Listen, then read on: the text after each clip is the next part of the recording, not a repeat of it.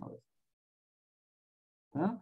Así que para empezar el trabajo de hoy y para cerrar lo que tiene que ver con la presentación del marco teórico de sistemas lóticos, el pedido es ese. Bueno, para arrancar hoy el trabajo e ir cerrando, ¿alguien se anima a plantear algunos de los principales hitos que estuvimos discutiendo la semana pasada respecto a teoría de sistemas lóticos?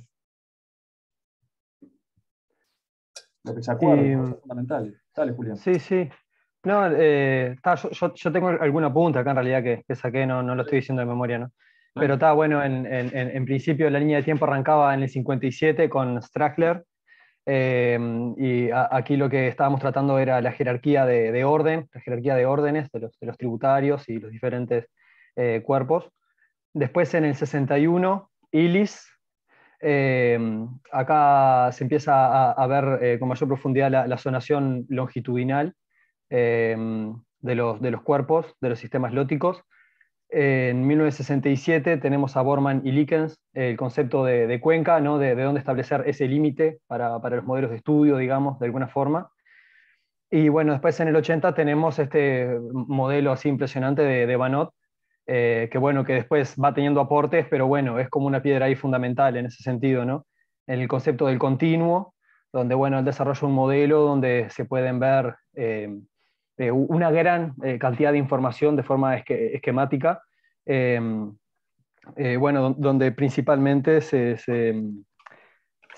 estudia el sistema halótico de una forma longitudinal, digamos, pero bueno, relacionándolo también con las tramas tróficas y el estado trófico del mismo sistema, también la relación con los componentes biológicos, y bueno, y los ingresos de materia orgánica, la materia orgánica particulada fina, todo un montón de cuestiones que están ya relacionadas y puestas en este esquema. Después en el 82, Newbold, acá se introduce el concepto de espiral de nutrientes, que bueno, empieza a complejizar un poco más, digamos, de alguna forma, cuál es el ciclo de los nutrientes en los cuerpos de agua. Empezamos a hablar de la eficiencia en el reciclaje de nutrientes también. Después en el 89, con Hank, se introduce el concepto de pulso de inundación y empezamos a tener más en cuenta los flujos laterales, digamos. En el 89, Ward, que Ward después empieza a hacer otros aportes también importantes, ¿no? Bueno, aquí Ward plantea el tema de los sistemas lóticos cuatridimensionales, ¿no? O sea, estamos hablando el eje lateral, longitudinal, vertical, pero además el temporal en dos escalas, ¿no? Ya sea la escala evolutiva como en la escala comportamental, digamos, ¿no? del sistema. En el 95, Ward y Stanford, acá está Ward de vuelta, el concepto de conectividad ecológica. En el 98, Fisher, con el modelo de ecosistemas telescópicos, que me parece que aquí fue donde quedamos, si no me Exacto. equivoco. Perfecto, Julián. Ustedes fíjense que partimos históricamente del análisis con una visión tipo red, ¿no? De vínculos entre tramos de distinta jerarquía. Después se plantea que en realidad los gradientes longitudinales son fundamentales y con una división a tres escalas, ¿no? A tres niveles, o en tres escalones, que era la cabecera, los tramos medios y los tramos bajos, eran suficientes para entender algunos procesos de los sistemas lóticos. Eso, si se quiere, había una reducción de la complejidad en el análisis, ¿no? Porque de un gradiente continuo que partía en 1 por el número de afluentes y podía llegar al 12 en el sistema, en la corteza terrestre, con mayor nivel, con mayor orden, planteaban que en realidad con entender qué estaba arriba, qué estaba al medio, con qué estaba abajo, era suficiente. Después se habló o se introdujeron análisis que tenían que ver con la conectividad con el entorno, el concepto de cuenca, y sin duda alguna, muchas de estas cosas fueron insumos para los planteos de Banot en el 80, pensando el río como un continuo, en tres tramos diferenciados, pensando cómo la estructura física del sistema determinaba su estructura biológica, su productividad y su metabolismo, ¿no? O sea, vinculaba desde lo más físico hasta lo biológico del sistema y aún propiedades emergentes en el ecosistema como el metabolismo. Introducía conceptos de transformación, de subvención energética, definía claramente cuáles eran los límites del ecosistema para ese marco teórico específico. Así que fueron unas décadas muy fermentales, son unas cuantas décadas, ¿no? Son alguna generación que otra de trabajo en la temática, pero que parten en descripciones muy simples y llegan a conceptualizaciones muy complejas, ¿no? Que no solo involucran la estructura, sino que todo el funcionamiento del ecosistema. Y allá al final, ¿no? Se aportan otros conceptos de transformación, de eficiencia.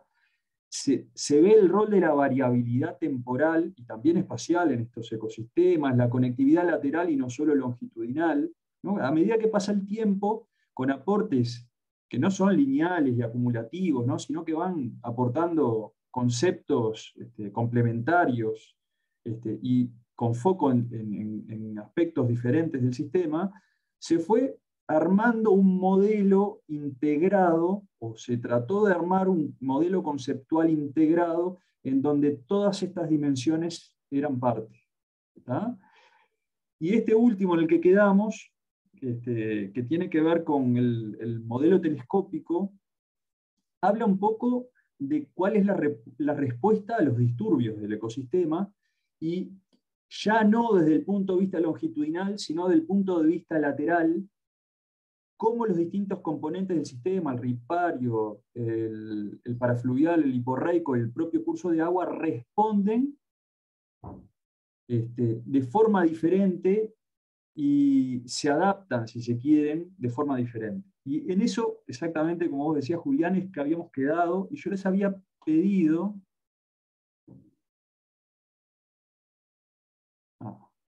tengo unos problemas con la batería de la máquina. Si se me llega a apagar la máquina, aguántenme 3 minutos que me vuelvo a conectar, ¿tá? Porque no estoy consiguiendo batería y a pesar de que estoy enchufado, hay momentos que la máquina se me muere.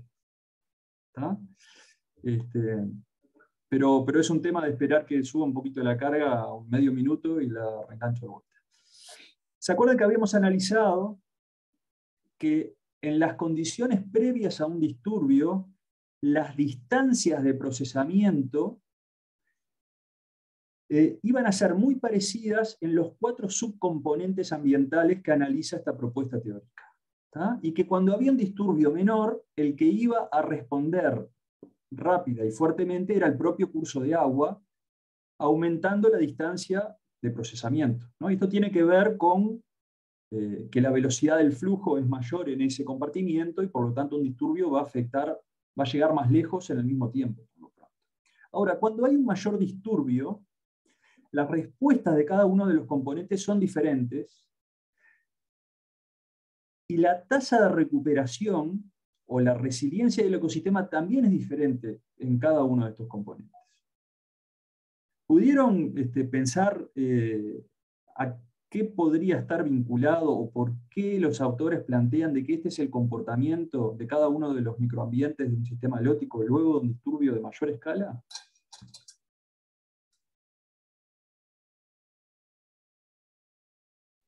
Yo creo que está relacionado en realidad a la dinámica del sistema, qué tan dinámico es ese sistema, ¿no? En estos cuerpos de agua en movimiento, en sistemas lóticos, la energía y la materia, digamos, se transporta a una gran velocidad también, y las entradas y salidas se dan continuamente a una gran velocidad cuando de repente, no sé, en las zonas riparias, los procesos son muchísimo más lentos, ¿no? De repente, yo qué sé, para cumplir ese ciclo de un nutriente en particular, tienen que darse procesos a una escala temporal muchísimo mayor, ¿no? Sí. Sí, o la magnitud, ¿no? Para que se genere una consecuencia a partir de ese disturbio, la magnitud de ese disturbio tiene que ser mayor. A mí hay un correlato, si se quiere, físico, que me ayuda a visualizar estos procesos, que tiene que ver con resortes de distinto nivel de dureza, de flexibilidad, ¿no? Yo el curso de agua superficial lo veo como un resorte blandito que si vos lo estirás se estira mucho, ¿no? Si vos le sometés un disturbio cambia mucho su longitud, pero no bien lo soltás también va a volver rápidamente a su estado previo. Y los otros tiene que ver con eso, ¿no? Con la resistencia al cambio, si se quiere, de cada uno de estos componentes ecosistémicos. En cambio, la zona riparia, para poder modificar su estado y su funcionamiento, vos necesitas intervenir de una forma mucho más intensa. Y una vez que generás un cambio, por ejemplo, en la distancia de procesamiento en ese microambiente, el recuperar la condición ambiental también le va a llevar más tiempo. Es algo que le cuesta ser modificado y le cuesta volver a su estado previo. Es menos resiliente. ¿Ah? Entonces, yo entiendo de que esta propuesta de ecosistemas telescópicos aporta un nivel de complejidad más respecto a todas las propuestas anteriores, en el sentido de que habla de la conectividad lateral y también horizontal, y también vertical, perdón, la lateral y la vertical, entre distintos componentes que hasta el momento habían sido apenas considerados en la propuesta de Newbold del espiral de nutrientes, con un nivel de complejidad o de discriminación de microambientes menor que este, porque discriminaba solo lo que es la columna de agua y los sedimentos adyacentes, ¿no? Que interactúan directamente. Acá estamos considerando más microambientes asociados, los límites del sistema se expanden un poco y se plantea que todos cumplen un rol, que todos tienen una dinámica, una resistencia y una resiliencia diferente. ¿Ah? Yo no sé por qué, gente, pero nosotros lo que hemos notado después de varios años de dar este curso es que este tema del ecosistema telescópico es algo que no nos es fácil de transmitir o no es fácil de comprender. Entonces yo, antes de dar vuelta a la hoja y pasar al otro tema, les quisiera preguntar, ¿hay cosas que no le queden claras de esta propuesta teórica? ¿Hay cosas que quieran discutir, que preguntar? Es un buen momento ahora. Vamos a tener otras oportunidades, pero si hay preguntas ahora, tratemos de abarcarlas.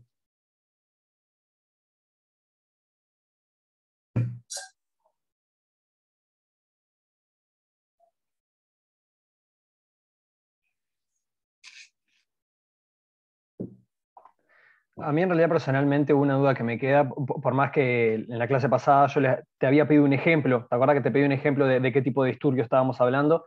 Tú me diste el ejemplo de las grandes lluvias, pero después a mí se me empezó a ocurrir si, por ejemplo, no sé, un incendio forestal de la zona riparia pudiera ser también de alguna forma un disturbio, o no son el tipo de disturbios que están considerados, o sea, me cuesta imaginarme cuáles son los potenciales disturbios que pueden llegar a entrar en esta categorización, ¿no?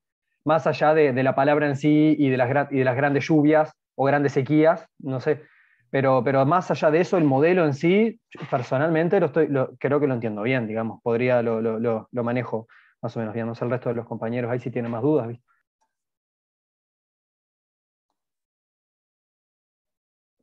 Ahí estoy leyendo. Ah, dos cosas, Julián. Creo que se me ocurre otro ejemplo, a ver, para tirar arriba de la mesa. Pero antes de que me olvide, vos hoy empezaste el relato y nombraste a Stackler, y no lleva K, lleva H, es Strahler, como se deletrea el apellido. ¿Tá? Yo lo anoté Perfecto, ahí en su momento, para no olvidarme, lo anoté en el chat, pero me olvidé comentártelo ahora cuando hablé. dale, genial, gracias. Ahí leí lo que decía Laura. ¿Sabe? Mira, pedí un ejemplo, no es simple, no me resulta sencillo desde el punto de vista pragmático plantearte qué tipo de disturbios podrían ser. Pero se me ocurre como otro buen ejemplo, más allá de un evento hidrológico extremo, podría ser un vertimiento puntual.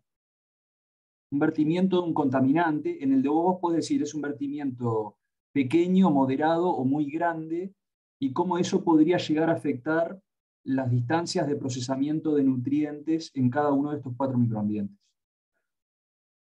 ¿No? Me imagino que la distancia de procesamiento en el propio curso de agua, si le haces un vertido puntual, moderado, el curso de agua modificará mucho su funcionamiento y después de que es lavado rápidamente volverá nuevamente a su distancia de procesamiento previa, rápidamente. Y los otros 3 subsistemas no van a sufrir grandes cambios en sus distancias de procesamiento. Ahora, si vos lo que tenés es el rompimiento de un gran embalse de tratamiento de efluentes y un disturbio que son toneladas de residuos que llegan juntos al sistema, yo me imagino que los otros subsistemas más resistentes al cambio también se van a ver afectados, y después de verse afectados, su resiliencia va a ser menor que en el propio curso del agua, donde se va a lavar rápido, ¿no? Va a volver a su estado previo rápidamente.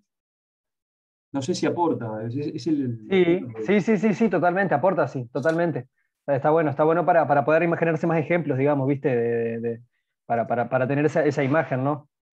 Muchas gracias. No, en el otro caso era muy hidrológico. Acá lo que capaz que podemos pensar es la misma magnitud de un vertido, pero con distintas concentraciones o cantidades de contaminantes. Entonces, sacamos el tema hidrológico del juego, ¿no? No es lo mismo echarle 1 kilo de fósforo que 2 toneladas de fósforo, de repente en 1 metro cúbico de agua, si fuera posible, ¿no? Entonces tenés distintas magnitudes de perturbación, de cambio, ¿tá? Bueno, y lo otro es que el concepto, ahí habría que hacer una salvedad que quizás complica el ejemplo que estoy dando, y es que en general la perturbación o el disturbio en este tipo de estudios se asocian a cambios en biomasa, pérdidas de biomasa. Entonces ahí, no sé, Néstor, vos qué opinás, capaz que ahí no sería un disturbio particularmente desde esa definición, un vertimiento, sino que sería un impacto, pero no lo podríamos poner como un disturbio porque no hay pérdida de biomasa necesariamente. Sí, exacto. El término de disturbio es muy específico, ¿no? Y siempre se tiene que aplicar en el caso de que exista remoción de biomasa independientemente de la naturaleza del disturbio. Puede ser fuego, puede ser un agente químico, etcétera, ¿no? Algo que también hay que tener en cuenta que a veces es un factor de estrés, ¿no? Que en definitiva es cualquier factor que limita el crecimiento o la producción. Si se prolonga mucho en el tiempo, termina siendo un disturbio, ¿no? Piensen en el caso de una sequía, si se extiende mucho en el tiempo, se termina constituyendo en un disturbio porque muere toda la biomasa y se pierde el sistema.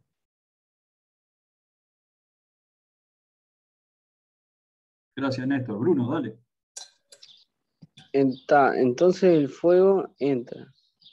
Yo lo que me quedaba duda, o sea, con respecto a eso, ese ejemplo, por ejemplo, específico del fuego, ¿no afectaría más a la zona riparia en vez de tanto al cauce?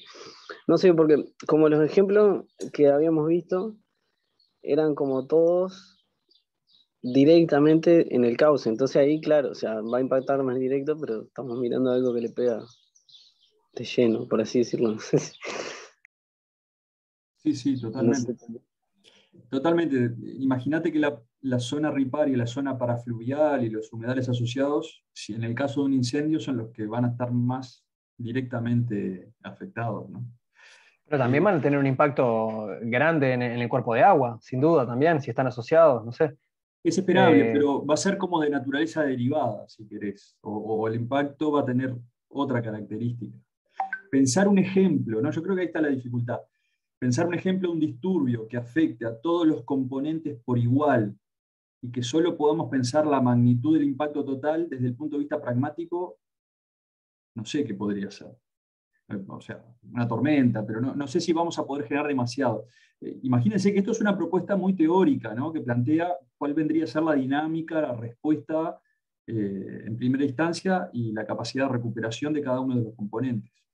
Pero sigue estando, yo no recuerdo si los autores plantean algún ejemplo en particular, pero lo podríamos buscar. Pero es cierto, pasar de la conceptualización al mundo real, en este caso, no es simple. A ver, yo estoy abriendo el artículo acá original.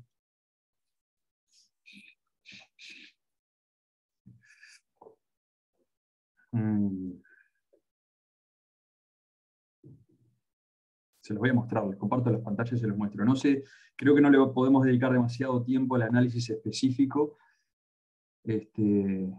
Este es el artículo original de Ecosystems. Van a ver que está el mismo esquema que yo les presentaba, es el del artículo original.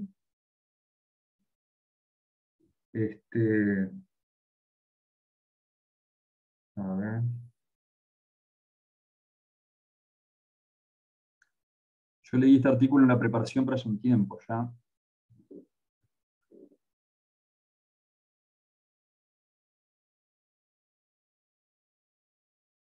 Y plantean algunos ejemplos de distancias, de procesamiento asociados a distintos componentes.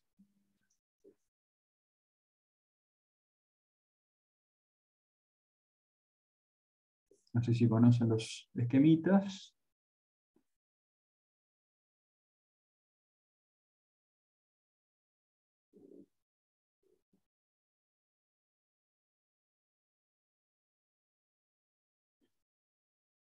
Acá es otra representación gráfica asociada a los esquemas que yo les mostré. Y tenemos el mismo parámetro de longitud de procesamiento asociada, los cambios asociados a un disturbio menor a un disturbio mayor. Entonces tenemos en un disturbio menor, el que se ve más modificado es el propio curso de agua, y es el que se recupera más rápido, ¿no? Hay un cruce acá de líneas. Mientras cuando vos tenés un disturbio mayor, imagínense que la resistencia de cada uno de los componentes es idéntica según este esquema, se ven los 4 componentes afectados en el mismo momento, y acá se están analizando las diferencias en su tasa de recuperación, que vendría a ser la resiliencia, ¿no?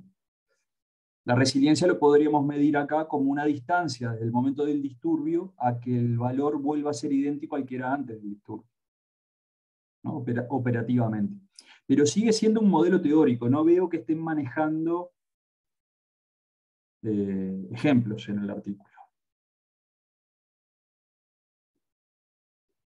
Habla de otros procesos, disculpen que voy un poco rápido, pero es exploratorio. No, creo que desde el punto de vista de ejemplos, capaz que antes de ponernos a analizar con detalle este trabajo, habría que buscar trabajos posteriores donde hayan tratado de poner en prueba este marco teórico, ¿tá? Igualmente, me imagino que eso no debe ser simple y no deben haber demasiados trabajos en esa línea. Pero es una sospecha, habría que hacer el estudio, ¿no? Así que bueno, capaz que esta sea una de las dificultades que tiene este tema, ¿no? Que teóricamente puede estar muy lindo, pero cuando tratás de bajarlo a la existencia concreta, no surgen demasiados buenos ejemplos sobre los que trabajar. Y de acá en adelante el resto de los modelos como que se empiezan a complejizar nuevamente, ¿no? Como que Sí, este tenía una síntesis gráfica y el resto como que empiezan de vuelta a complejizarse. exactamente. Porque la próxima propuesta, ahí estamos en el 98, la próxima propuesta fue 4 años después de eso, en el 2002, y lo que trató de hacer fue ya no ver algunos aspectos de la estructura de funcionamiento del sistema por separado y conceptualizarlos, sino poner todo dentro de una misma bolsa, en el sentido de que necesitabas tener todas esas cosas relevantes en cuenta para generar un modelo integrado de los sistemas fluviales como ecosistemas dinámicos. Y esa es la propuesta de Ward y otros colaboradores del 2002.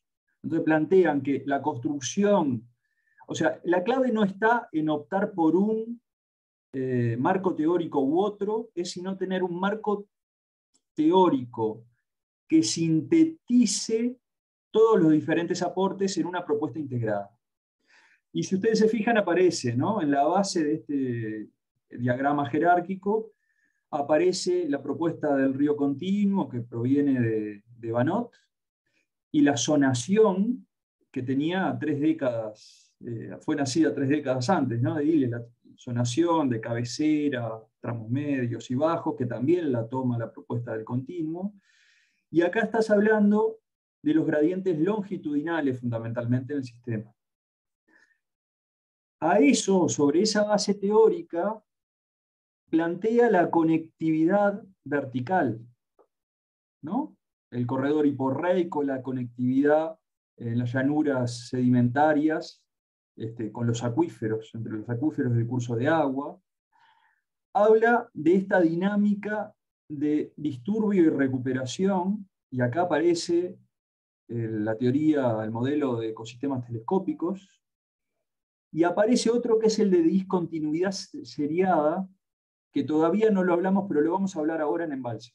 ¿Tá? O sea que hay otro componente que vamos a ver en el curso y que Ward también integra acá, y tiene que ver con el disturbio y la recuperación en este tipo de ecosistemas. Otro de los componentes es el de la dinámica de llanuras de inundación, pulsos de inundación, que ya hablamos. Hablamos de la jerarquía en la cuenca, esto tendría dos grandes componentes, ¿no? Una podría ser la de Strahler y el orden, y la otra toda la visión de Borman y Likens a escala cuenca. El tema de la conectividad y las zonas limítrofes, los ecosistemas, los ecotonos de interacción con otros ecosistemas circundantes. ¿Ah? Esto es relevante, imagínense, ¿dónde pongo yo la zona riparia? La pongo como parte del sistema halótico, como ecotono con el sistema terrestre. ¿Dónde empieza uno? ¿Dónde termina el otro? ¿Qué tan conectados están? ¿Qué tan subvencionados ecosistémicamente está cada uno de los tramos del sistema halótico? Y bueno, lo que planteaban estos autores hace solo 19, 20 años, es que teniendo todo esto en cuenta, uno puede llegar a comprender la estructura y el funcionamiento de un sistema halótico, ¿no? O explicarla, hasta tener algún tipo de capacidad de anticipación, de predicción sobre la estructura, sobre el funcionamiento. ¿Tá? Digamos, fue una teoría, una propuesta teórica muy integradora que se nutría de varias décadas de propuestas aisladas, si se quiere, que tenían distintos niveles de vínculos conceptuales entre ellas, y ellos dicen, esto tiene que estar todo dentro de la misma bolsa, porque todo es relevante a su escala, en su momento. Y ahí estamos en 2002. Esto ha pasado en muchas disciplinas científicas, a fines del siglo XX, la gran explosión del desarrollo del conocimiento científico asociado con la modernidad bueno, y el desarrollo tecnológico y conceptual científico del siglo pasado, hizo de que era tan grande la producción científica y tan compleja que muchos autores trataron de generar marcos integrados, ¿no? Poner todo en una bolsa y entender que en realidad no habían contradicciones, sino que eran complementos, y bueno, varios trabajos, desde la genética a la dinámica de poblaciones o a la ecología de ecosistemas, de sistemas bióticos como esto, surgieron un montón de trabajos en esta línea. Ahora, un poquito después, algunos autores, como en particular Benda y colaboradores en el 2004, plantearon que aún considerando todo ese marco teórico integrado, no era posible entender ni la estructura ni el funcionamiento de algunos sistemas bióticos. Entonces ahora, ahí hubo una especie de quiebre. O sea, ya no es una visión en donde se iban realizando aportes y alguien trata de ponerlos todos juntos y aceptarlos a todos, sino que fue una propuesta, la de Benda, que fue rupturista. Acá hay que partir el análisis desde una base que no tiene nada que ver con lo que se ha trabajado hasta ahora. ¿Tá? Y si bien esta propuesta es muy ad hoc, en el sentido de que debe ser aplicada para una red fluvial específica, y por lo tanto hay pocas cosas que son generalizables y transmitibles como verdad, propuestas específicas de este planteo, yo voy a tratar de plantearme con el ejemplo que marcan estos autores en la publicación.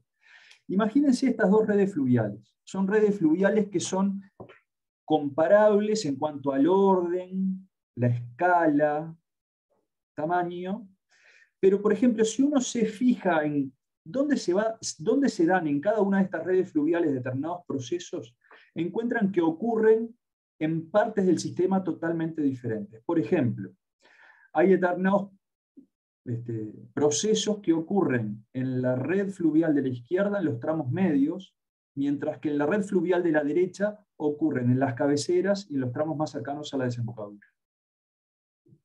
Entonces ahí hay algún otro determinante que es diferente a la posición longitudinal en el sistema, que determina aspectos de su funcionamiento. ¿Me explico? Acá vos mirabas Banot, el río continuo, y decías, en la cabecera se dan determinados tipos de procesos. En los tramos medios se dan distintos, y tanto sé yo del funcionamiento del ecosistema hasta que puedo llegar a predecir cuál va a ser su metabolismo. Y en los tramos bajos van a ser distintos. Y acá te dicen, los mismos procesos pueden maximizarse, por ejemplo, en una red fluvial en los tramos medios, mientras que en otras se pueden maximizar tanto los tramos altos como los tramos bajos. Entonces, como a modo de ejemplo, dijo, bueno, acá hay un aspecto que es particularmente relevante, que es la heterogeneidad física, de la que hablamos nosotros, ¿no? ¿Qué tan heterogéneos son los sistemas lóticos? ¿Cuáles son algunas de esas fuentes de heterogeneidad? Y plantearon de que había un componente que aporta gran heterogeneidad que no había sido incluido en ninguna de las propuestas teóricas previas. ¿Y cuál es ese? Es la posición en la red fluvial en la que llegan afluentes al cauce principal.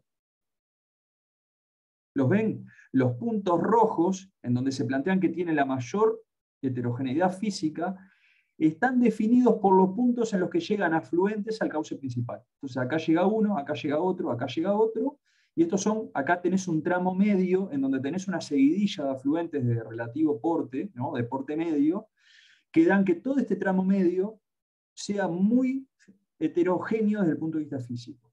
Mientras que en esta red fluvial, en los tramos medios, vos no tenés aportes de afluentes de relevancia, y eso hace de que sea muy homogéneo o poco heterogéneo físicamente el ecosistema.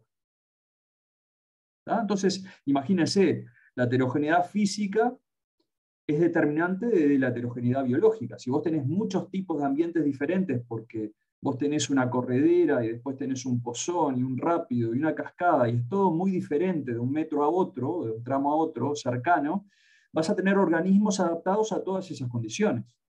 Entonces, los aspectos físicos del sistema determinan su estructura biológica y eso va a determinar su metabolismo, por ejemplo.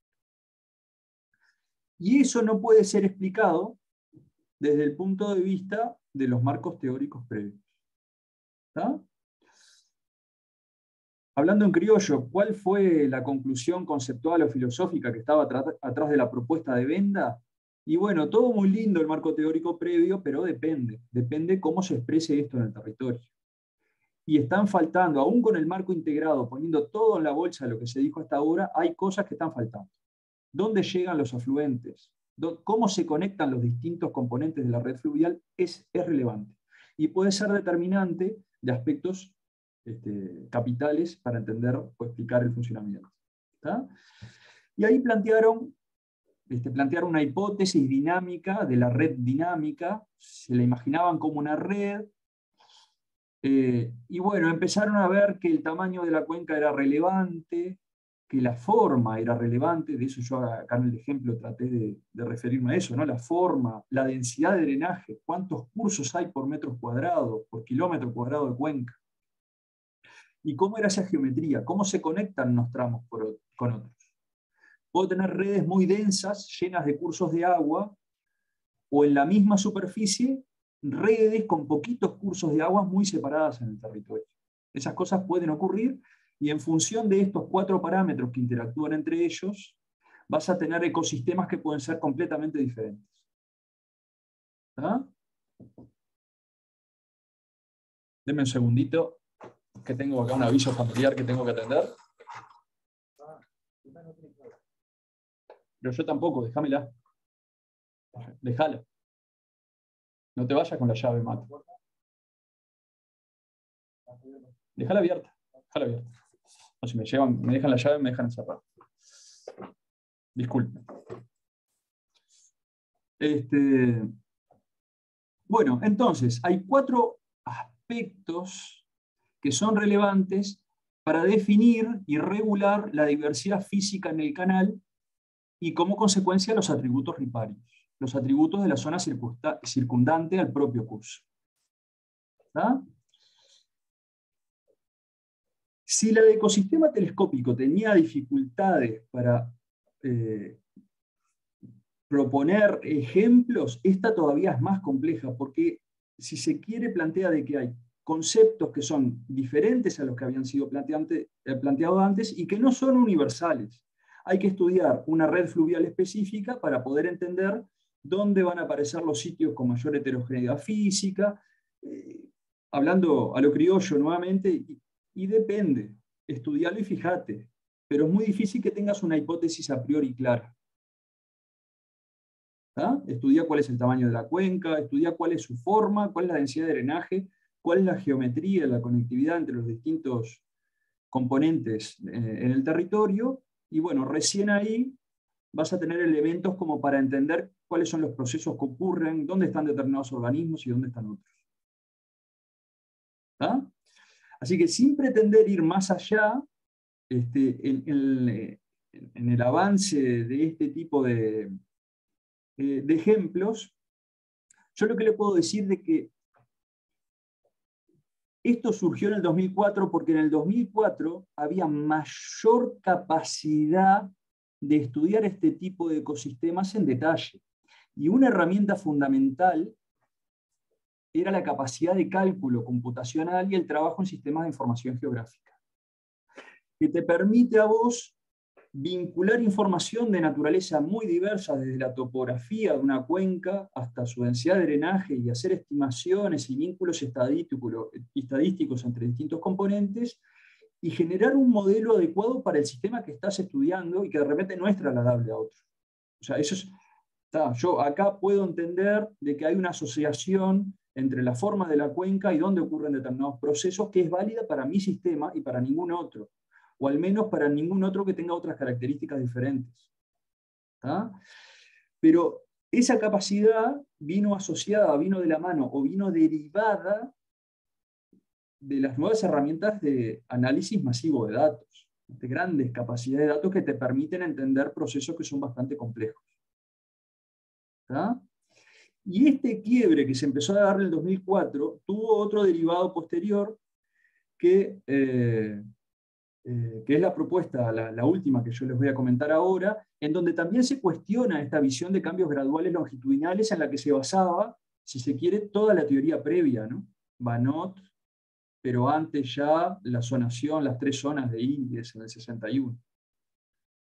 Estos cambios graduales longitudinales fueron bastante apaleados a partir del año 2000.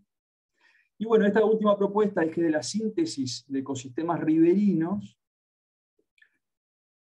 es, si se quiere, más rupturista todavía, en el sentido de que plantean que un sistema halótico es como un puzzle de parches. Cada parche cumple un proceso funcional específico, es una zona que cumple un proceso funcional, y el funcionamiento de todo el ecosistema va a depender de qué tipo de piezas de rompecabezas tengan y cómo estén ordenadas en el espacio. Imagínense, si yo tengo en la estructura teórica de Banot, yo podía definir 3 piezas en el rompecabezas: cabecera, tramos medios y cerca de la desembocadura. Un rompecabezas simple de 3 piezas.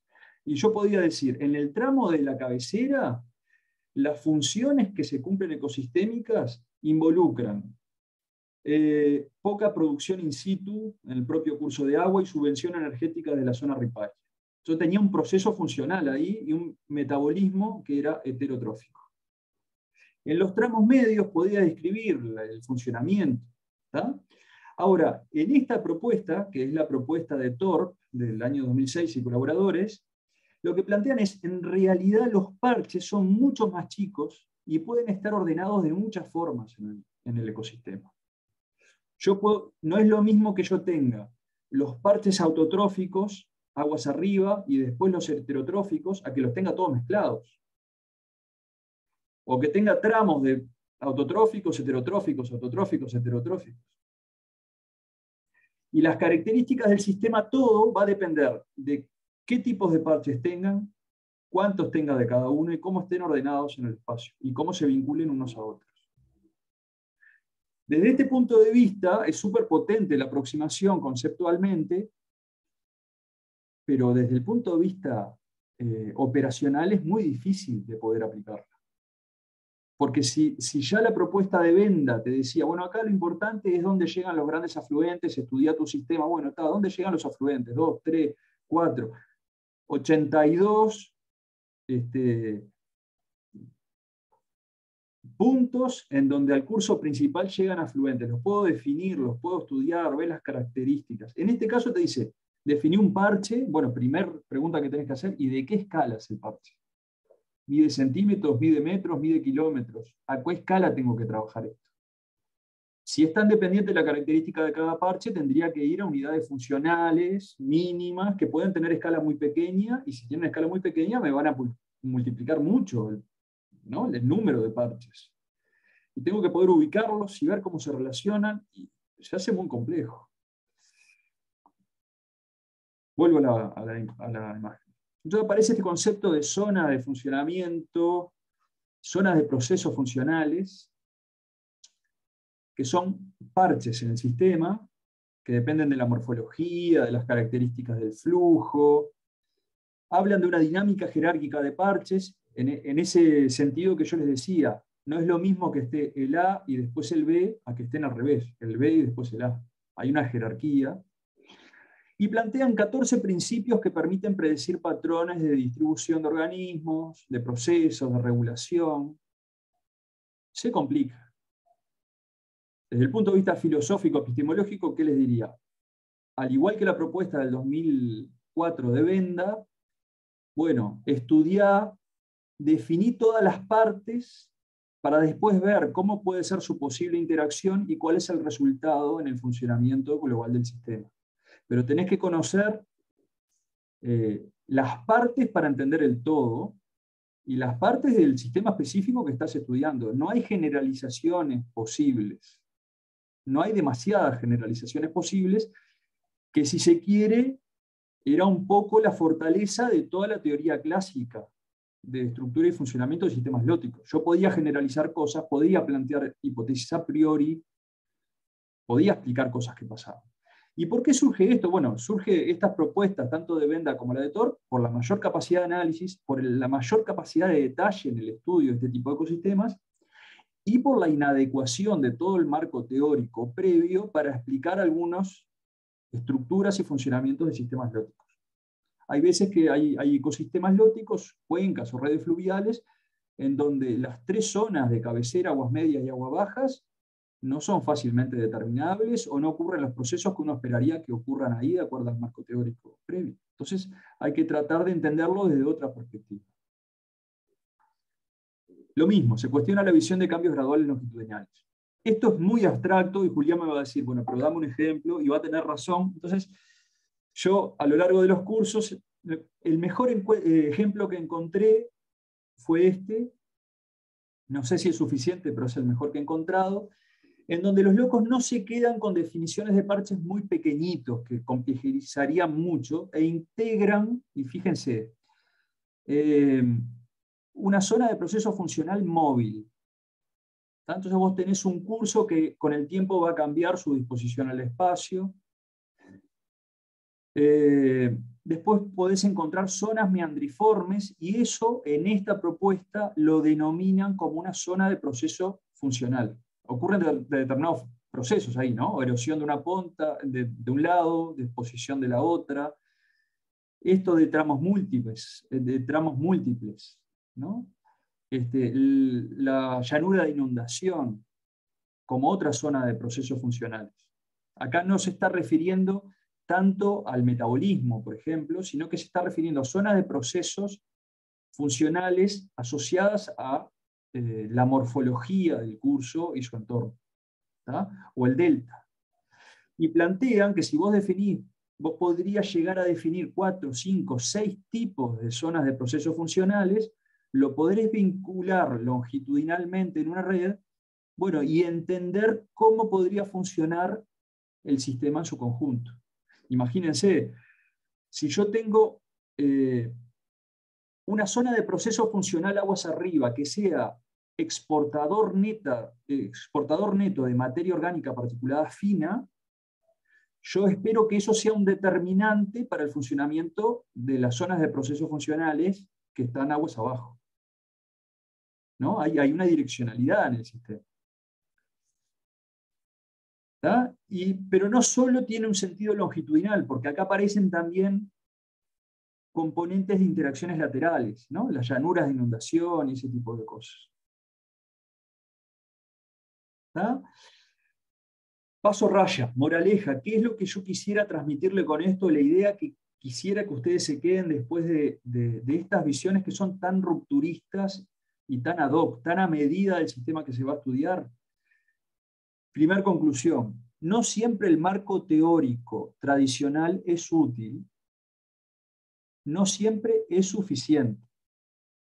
Ahora, no quiere decir que nunca sea útil o suficiente. Hay muchos casos de estudio que los podemos analizar adecuadamente bajo el paraguas de Banot y nos es suficiente y no nos tenemos que complicar más. Pero tenemos que aceptar que hay otros sistemas que quizás Banot no nos sirva o nos sirva en algunos términos y en otros no. Entonces, si se quiere, estas propuestas últimas de principios de los 2000 son eclécticas. No se casan con nadie y tratan de generar modelos más a medida. Hay veces que capaz que vos te tomas el trabajo de generar ese modelo a medida y te das cuenta de que tu sistema lótico en realidad estás definiendo zonas de procesos funcionales que se corresponden con las que había definido Banot en un principio. Eso puede pasar. En muchos casos va a pasar. Y también depende, la otra moraleja, del objetivo o del objeto de tu estudio. Capaz que hay algunas cosas que se adecúan muy bien a las propuestas tradicionales de Banot o todo el otro marco teórico que habíamos visto tradicional, pero hay algunos componentes que no los tienen en cuenta y si vos estás enfocado en estudiar esas cosas, se te escapan. Sofi, ¿vos querías decir algo? No, se me desconectó, me anda bastante mal el internet. Gracias. No, vamos arriba. Dale, Néstor. Sí, voy en la línea que estabas intercambiando. Es toda esta secuencia evolutiva de marcos teóricos, no lo tienen que ver como, digamos, alternativas excluyentes, ¿no es cierto? Depende cuál es la pregunta, qué proceso están estudiando. Hay marcos que les van a resultar más funcionales que otros. Eso no significa que las predicciones del marco se vayan a cumplir o no, porque también el marco tienen que también prestarle atención en el contexto biogeográfico que se originó, y eso va desde no solo qué ensambles de especies hay, sino cosas muy funcionales como qué porcentaje de la vegetación riparia es caducifolio o no, y eso varía en las zonas biogeográficas. Con esto lo que les quiero decir es que estos marcos son guías que dispositivos que lo van a utilizar de acuerdo a cuál es el foco de atención que ustedes tienen. Y esto no significa que en muchos casos ustedes encuentren un único dispositivo para analizar su pregunta o su problema. Capaz que tienen que combinar entre 2 o 3. Entonces, es importante porque a veces uno queda perdido y queda con esa ilusión de, bueno, pero ¿y cuál es el marco más adecuado? Y capaz que no hay un marco más adecuado, hay que combinar los marcos que resulten más funcional para su caso.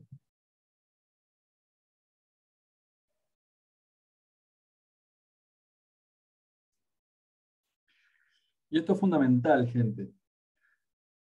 Pero claro, al que estudia, al que se enfrenta al estudio de estas cosas, te genera incertidumbre, ¿no? Te genera falta de certezas, en el sentido de, en los lagos, si se quiere, es más simple. Yo me agarro de esto y es muy difícil que el sistema no se comporte así. ¿Qué me voy a fijar? Y me fijo en la profundidad, es capital. No es lo mismo un sistema somero que un profundo.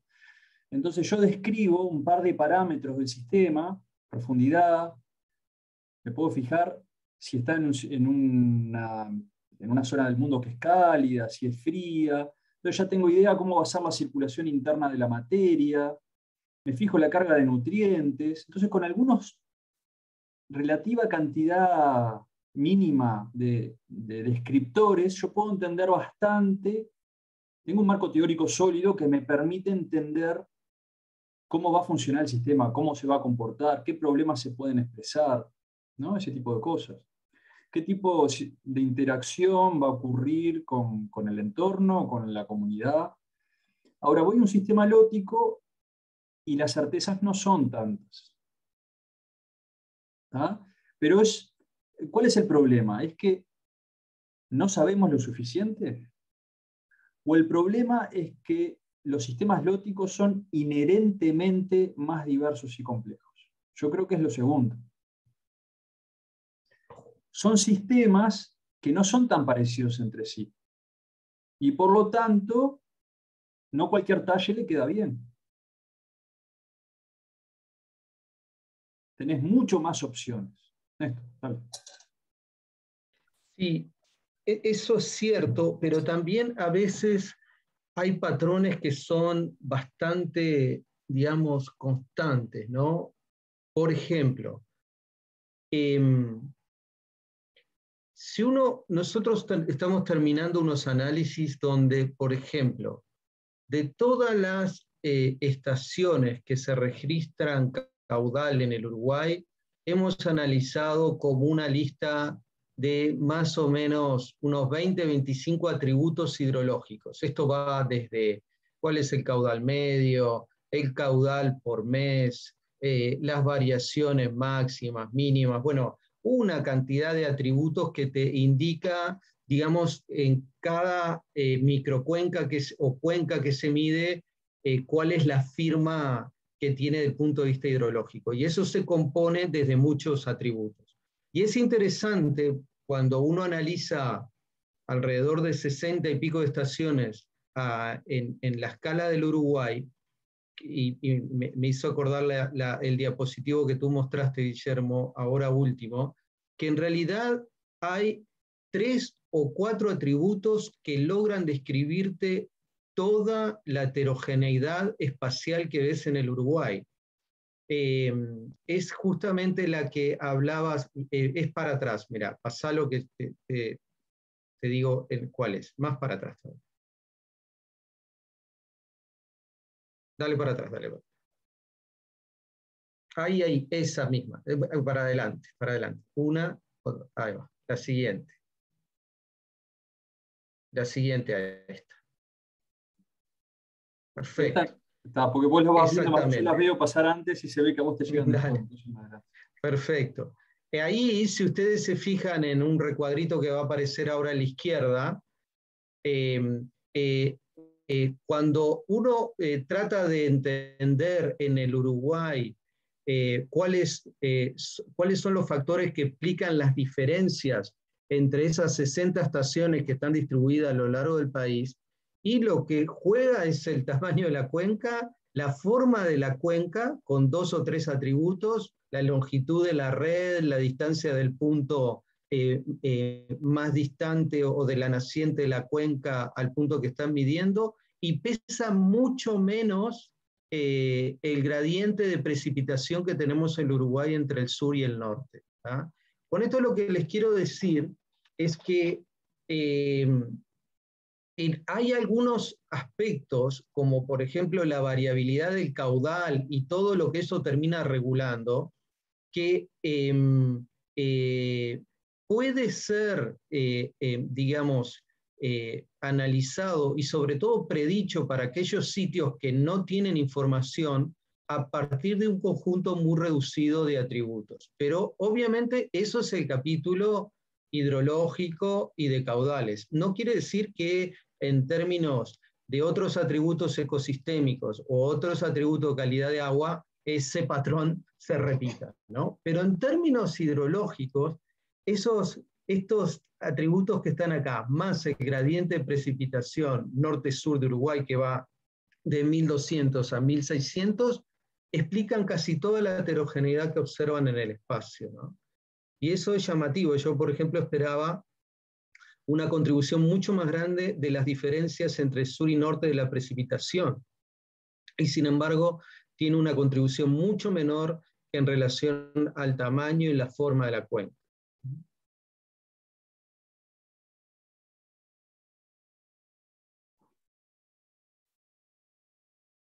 Bueno, bien, vuelvo para adelante ahí. A ver, y vamos cerrando. Hay un ejemplo más, este se los mostraba, que es un poco vinculado a la física de los microambientes, ¿no? De media escala.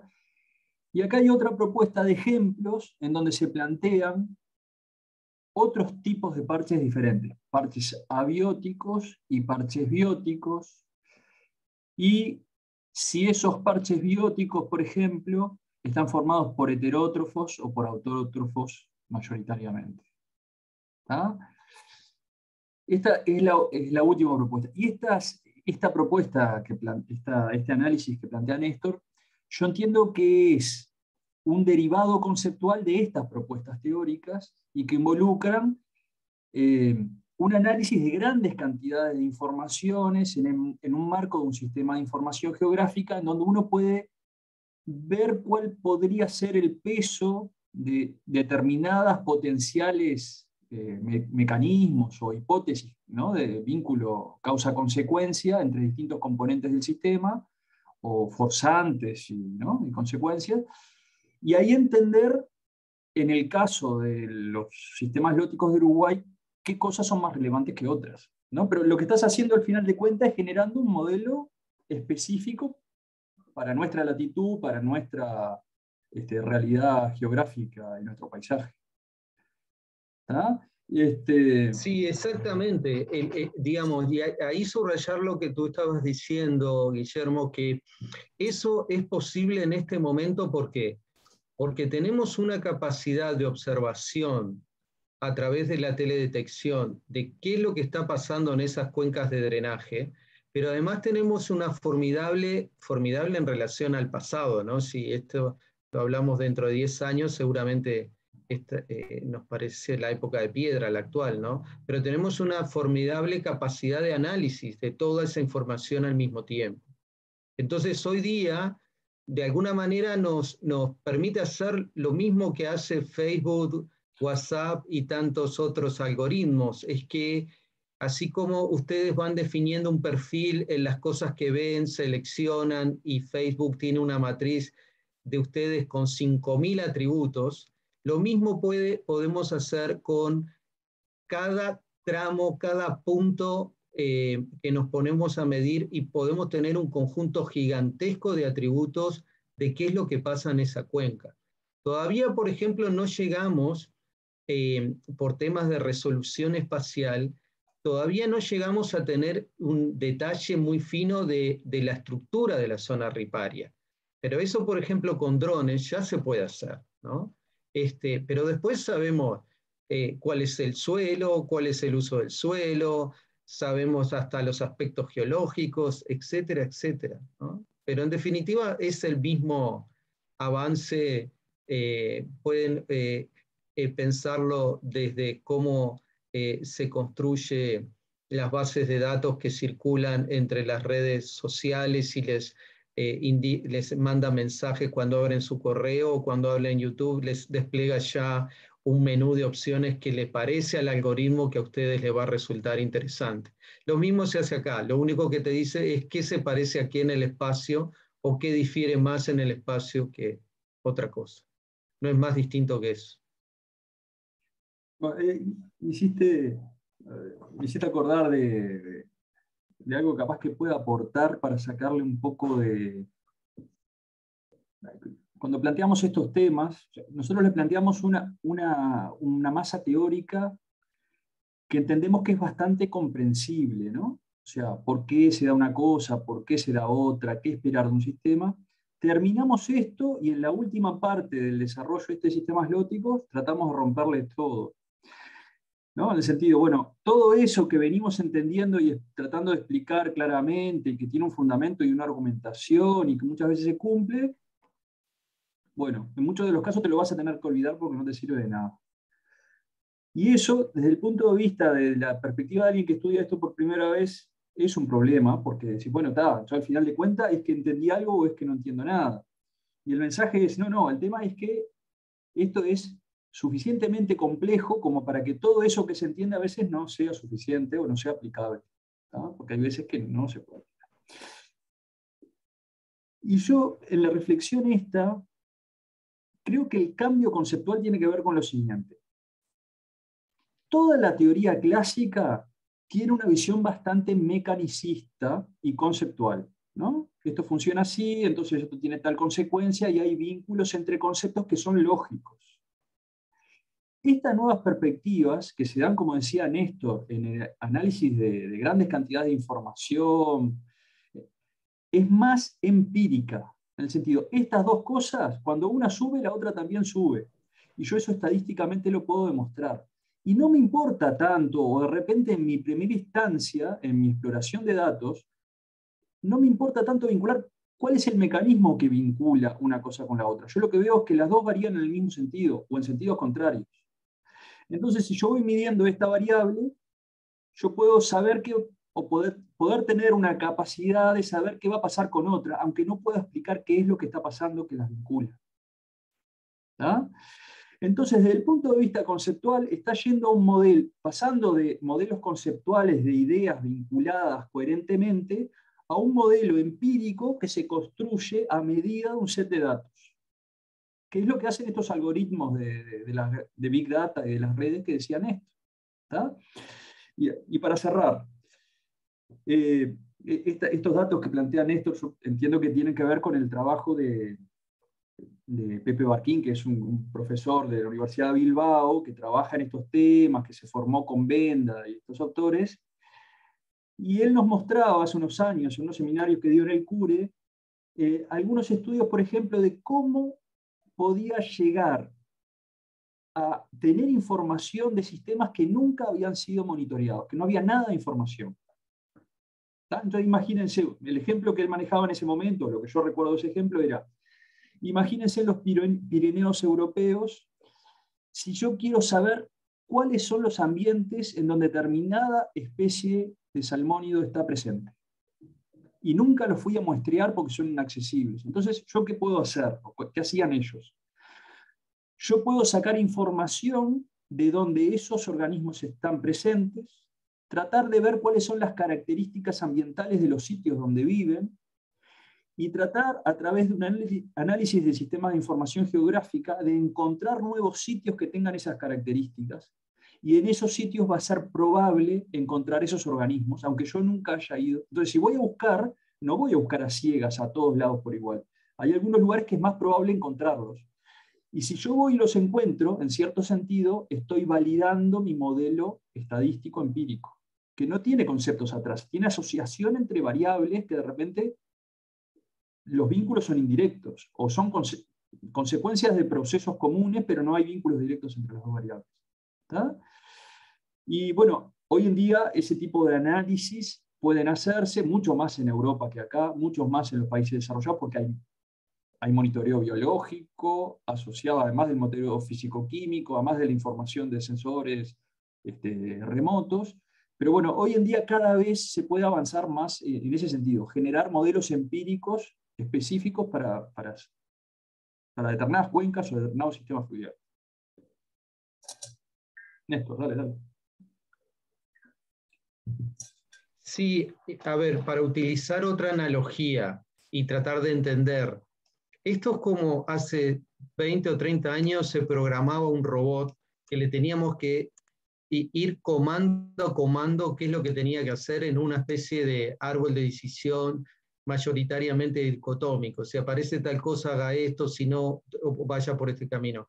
¿Cómo se entrena hoy un robot, por ejemplo, para cruzar una calle? Se le muestra 5.000 filmaciones de distintas personas cruzando la calle, ¿no es cierto? Es totalmente distinta la lógica. Y lo mismo pasa en este campo. Y esto es muy importante, muchachos, por lo siguiente, además de lo que nombró Guillermo. No podemos monitorear todos los puntos del espacio. Podemos monitorear un número, pero ese número tiene que ser lo suficientemente robusto para permitirnos extrapolar aquellos puntos que no vamos a colectar muestras.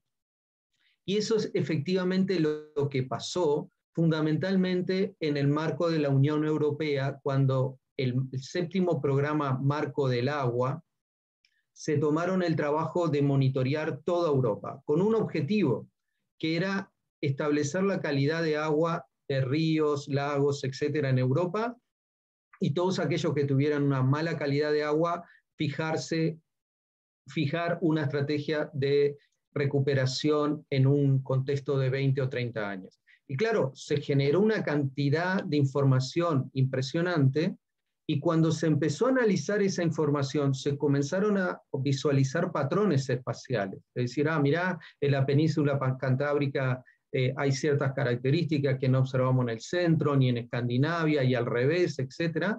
Y bueno, al tratar de explicar esos patrones, cruzaron con toda la información espacial que existe. Y ahí existe mucha información, porque la cantidad de información que hoy día colectamos desde el punto de vista satelital es gigantesca, pero nunca se había hecho ese cruce hasta hace poco tiempo. Entonces, siguiendo la lógica de lo que decía Guillermo, ¿qué es lo que se ha desarrollado? Es que es perfectamente, hoy día podemos explicar esos patrones espaciales en función de una serie de características que tienen las cuencas de drenaje.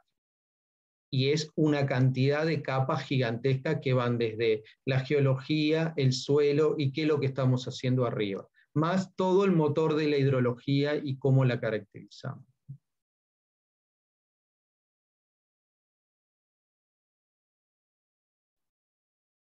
¿Estamos bien? Perfecto. ¿Cómo se puede?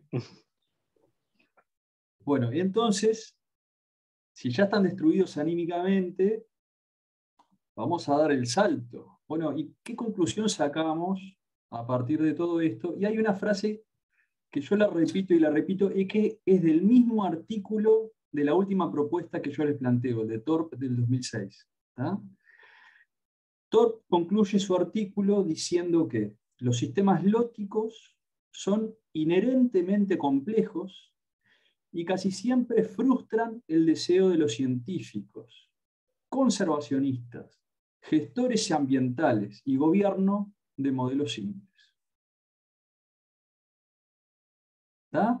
Lo que está planteando Thorpe es, estaría bárbaro que las cosas sean simples y fáciles de entender, pero hay un nivel de complejidad inherente a este tipo de sistemas que no es reducible. Aceptá que estas cosas son complejas. Y ustedes habrán escuchado que en los últimos años, en las últimas décadas recientes, todo lo que es investigación sobre funcionamiento de ecosistemas complejos ha tenido un gran empuje, ¿no? Porque ahora tenemos otras herramientas para poder analizar y comprender, ¿no? Particularmente estas que estamos denominando, de analizar grandes cantidades de información. Antes había que hacerlo con un martillo, y ahora tenés en un celular una capacidad computacional más amplia que la que tenía el Apolo 11 cuando viajó a la Luna. O sea, tenemos herramientas para enfrentarnos a estas problemáticas mucho más potentes, ya sean conceptuales o ya sean solamente de cálculo, sean de vincular números y más nada. Aunque no entendamos los conceptos que están atrás, a veces podemos encontrar patrones igual, metiendo por un embudo, por un filtro, grandes cantidades de información que están disponibles en el sistema, que se pueden generar. ¿Tá? Y bueno, y en muchos casos, cuando los modelos, acá hay un principio de simplicidad, de parsimonia. Yo me quedo con de todas las explicaciones posibles, con la más simple, porque es lo que tiene sentido, es lo que llevaría más esfuerzo. Pero hay veces que esas no son suficientes y tengo que ir por mayores niveles de complejidad. El tema es que si es necesario ir por mayores niveles de complejidad, hoy tenemos otras posibilidades que hace 30, 40 años o 50 años. ¿Tá? Tenemos otras formas de enfrentarnos a la problemática. ¿Tá? Ahora, eso no quiere decir que necesariamente tengamos que renunciar a 50 o 60 años de desarrollo teórico en ecología de ecosistemas lóticos porque nada sirve. No, en muchos casos va a servir, muchos procesos nos los va a explicar bien y van a ser aplicables en muchos sistemas. Pero no lo podemos aceptar como una Biblia. También tenemos que aceptar que en algunos casos no nos va a servir y vamos a tener que ir por un modelo específico a medida.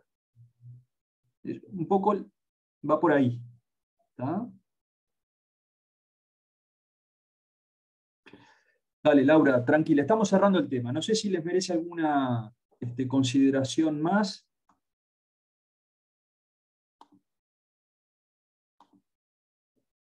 Laura me escribió. No, escribió todo, sí. Con este punto, yo diría, ni calvo ni con dos pelucas, podría ser una de las moralejas de Lóticos. No es que nada de lo clásico sirve y todo tiene que ser modificado, no, eso no viene por ahí. De que lo clásico no siempre es válido, y bueno, sí, que ahora tenemos otras herramientas para analizarlo, capaz que no tan conceptualmente, pero sí empíricamente.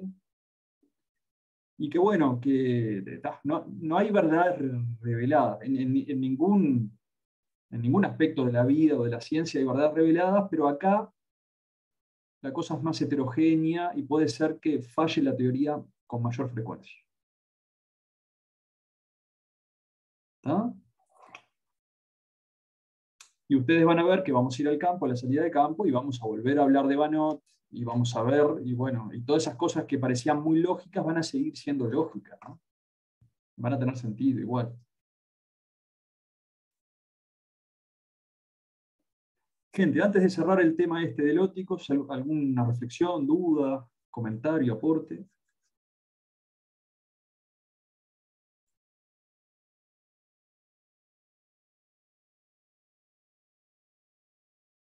Después te comento, Francisco, lo comentamos al principio. No tenemos fecha todavía. Bueno, gente, yo les propongo, voy a dejar de grabar, así separo este tema del de embalses. Son y 38. ¿Les parece y 45? Ponemos el... no, Laura está todavía. Laura, vamos a poner el test de embalses, así ella lo hace antes de irse, si tiene oportunidad. Y si no me avisás, Laura, yo te lo abro más tarde. ¿Está? Directamente, si te tenés que ir, lo abro más tarde. Esto está. Esperen que copio el enlace y el paso. Y son y 39. Y 50 retomamos con embalses. ¿No? Ahí les estoy copiando. Guillermo, perdón, ¿Sí? el texto de Anote, de Rium Continuum, era que dijiste que estaba entre los clásicos, pero que igual es importante. Sí, todos son importantes. Banot es una referencia sin duda, porque es la construcción con mayor nivel de complejidad, que integra más partes de la comprensión. Y no se rifa en Banot porque seguro va. Pero no quiere decir que las otras cosas no sean relevantes. Imagínense la teoría de cuencas hidrográficas o ¿no? Los vínculos, conectividad lateral de los sistemas fluviales, también es súper relevante. El concepto de orden, todos los componentes son relevantes. No quiere decir que todos deban ser aplicados siempre o tengan la misma validez o relevancia en todos los casos o con todos los objetivos. ¿No? Bueno, gente, yo copié el enlace, avancen y 50 arrancamos con embalses. Voy a parar la grabación.